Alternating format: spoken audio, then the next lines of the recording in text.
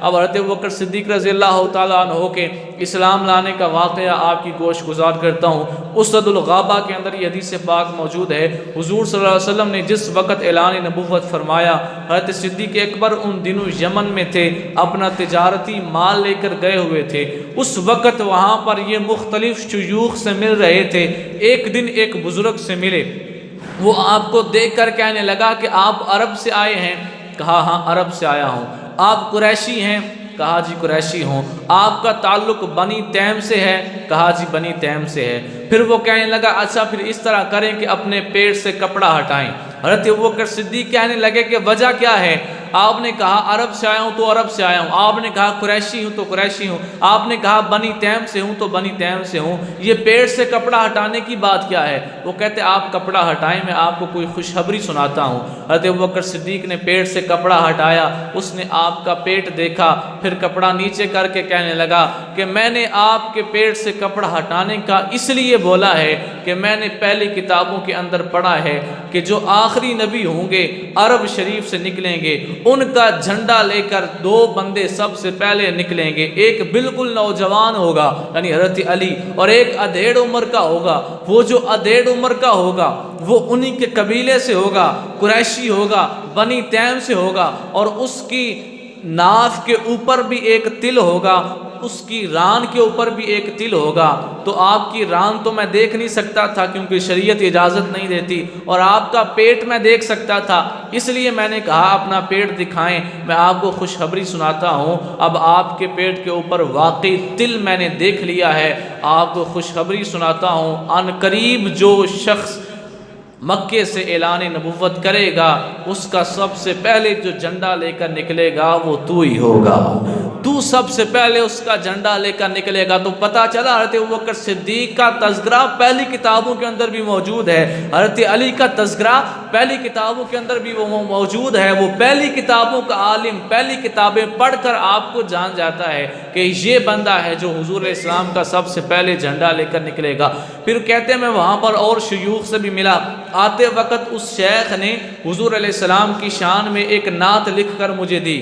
حضرت ابوبکر صدیق کہتے ہیں جب میں مکے آ گیا، ابھی میں مکے شہر میں داخل ہوا ہی تھا، باہر مجھے ابو جہل ملا اور ساتھ اس کے ساتھی تھے۔ ابو جہل کہنے لگا کہ اے ابو بکر تو نے سنا ہے کہ تیرے یار نے نبوت کا دعویٰ کیا ہے، اور مجھے بتاؤ کہ کیا یتیم بھی نبی ہو سکتا ہے؟ ان لوگوں کا معیار دیکھیں، معیار تھا کہ یتیم نبی نہیں ہو سکتا معاذ اللہ۔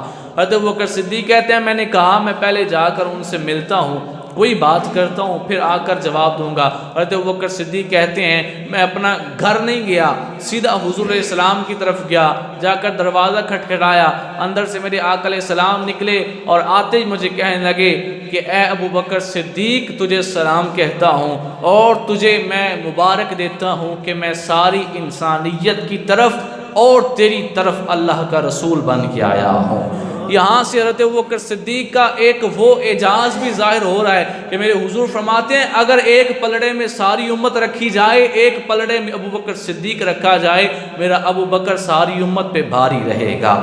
اس وقت حضور علیہ السلام نے کیا الفاظ ارشاد فرمایا کہ میں ساری انسانیت کی طرف اور تیری طرف اللہ کا رسول بن کے آیا ہوں۔ ان کو اس وقت بھی علیحدہ گنا کہ میں تیری طرف ساری انسانیت کی طرف اللہ کا رسول بن کے آیا ہوں۔ حضرت ابوبکر صدیق کہتے ہیں کہ آپ کے پاس اس دعوے کی دلیل کیا ہے؟ ابھی میں نے حدیث سنائی، حضور نے فرمایا کہ میں نے جس کو بھی اسلام کی دعوت دی اس نے کوئی دلیل یا وقت ضرور مانگا، ابو بکر کو میں نے دعوت دی اسی لمحے اس نے دعوت قبول کر لی، کوئی دلیل نہیں مانگی۔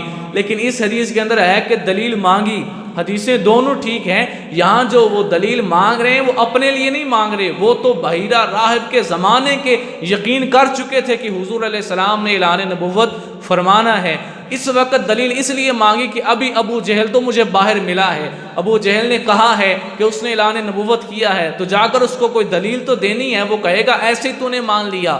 تو حضرت ابوبکر صدیق کہتے ہیں آپ کے پاس اس دعوے کی دلیل کیا ہے؟ میرے نبی پاک علیہ الصلوۃ والسلام ارشاد فرماتے ہیں الشیخ الذی لقیتہ بالیمن، ابو بکر میری نبوت کی دلیل وہ شیخ ہیں جن سے تم یمن میں مل کے آئے ہو، جن سے تم یمن میں مل کے آئے ہو، میری نبوت کی دلیل وہ شیخ ہیں۔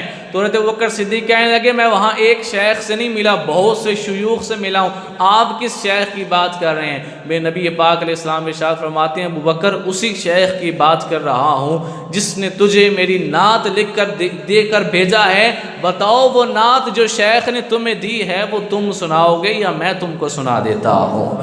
حضرت ابوبکر صدیق کہتے ہیں آپ کے اوپر اسلام لا کر آپ کا پہلا امتی بن جاتا ہوں۔ یہاں سے یہ بھی پتہ چلا کہ سب سے پہلا مسلمان میرے نبی کا علم غیب دے کر مسلمان ہو رہا تھا۔ آج لوگ علم غیب کا انکار کرتے ہیں تو وہ پھر اسلام کے پہلے مسلمان کا انکار کر رہے ہیں کہ پہلا مسلمان بھی حضور علیہ السلام کا علم غیب دیکھ کر مسلمان ہو رہا تھا۔ اسی وقت آپ کی جیب میں 40,000 درہم تھے، فوراً حضور علیہ السلام کو دے دیے، یہ اسلام کی دعوت پھیلانے کے لیے۔ یہاں بھی سبقت حاصل کی ہے کہ اسلام کی خاطر سب سے پہلے مال حضرت ابوبکر صدیق نے دیا۔ پھر واپس گئے، ابو جہل سے جا کر ملے، اس نے کہا ہاں مل کر آئے ہو ان سے؟ کہا میں تو ان کا کلمہ پڑھ کے آ گیا۔ ابو جہل نے کہا ایسے ہی کلمہ پڑھ لیا، کوئی دلیل نہیں مانگی؟ کہا دلیل مانگی ہے، وہ یہاں بیٹھے تھے، میں یمن میں تھا، میں جس بندے سے ملا جو بات میں نے کہی ہے وہ سب کچھ جانتے ہیں، تو جو مکے میں بیٹھ کر یمن کی خبریں سچی دیتے ہیں وہ فرش زمین پہ بیٹھ کے عرش بری کی خبریں بھی سچی دیتے ہیں، وہ یہاں بیٹھ کر وہاں کی خبریں بھی سچی دے رہے ہیں۔